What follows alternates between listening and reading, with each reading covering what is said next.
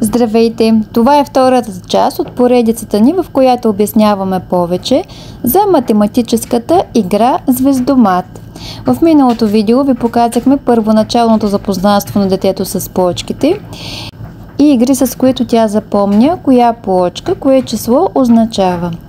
Днес ще продължим с затвърждаването на знанията, като постепенно целта ни е да преминем към процесите на събиране и изваждане в следващите видеа. За да си припомним наученото, я помолих да си измисли формичка с плочките, като при всяко поставяне казва кое число поставя, а аз трябваше да позная какво е направила. 6. Главата е 1. А шапката? 3. Сега, искам да затвориш очи. Аз ще очертая една плочка, а ти ще кажеш коя е тя. Окей. Затвори очи. На коя плочка ти прилича по големина? Може да пробваш.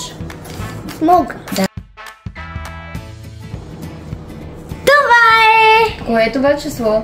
10. Сега знаеш ли какво искам от теб? Какво? Искам да направим различни варианти, по които може да получим 10. Сега единият вариант е да сложим плочка 10, нали?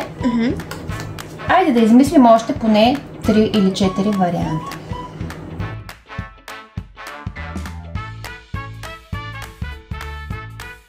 Айде сега да видим, като не използваш това число 10, с какви други плочки можеш да направиш същото число? Давай сега да видим. Примерно, ако имаш 9. Така. И при 9... Колко трябва да му сложа още при 9, за да стане 10? Чакайте малко. Още едно. Чудесно, значи един вариант е да сложим 9 и 1. Другият Сега вече да използваш 9 и 1, ползваш други плочки. Да. Сега, другия вариант е тук да сложиш 2 и пак е 9. 2 плюс колко? 2 плюс 8 също прави числото кое? 10. 10, добре. Така е. Ако имаме 6, още кое число ти трябва? Още 4. Браво. И пак може. Пак става 10. Значи не е 5. Ще сложим това. Кое число? Това е 5. Това е 7. Добре. На 7 колко му трябва да стане 10?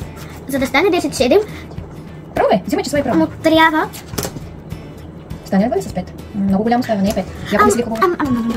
Да. 7 плюс колко? Това кое число е? 3. Значи 8 и 2 става 10. 9 и 1 също става 10. 6 и 4 става 5 и 3. Извинявай, 7 и 3. И остана 5. И още колко ти трябва за да стане 10? 5 плюс 10. 5 и още? 10. Не, 5 плюс 5. 5 плюс 5 е 10. Разбрали? Да. Измори ли се? Не. Да, приятно учи на деца. И дано да ви е харесала играта на мама. Чао!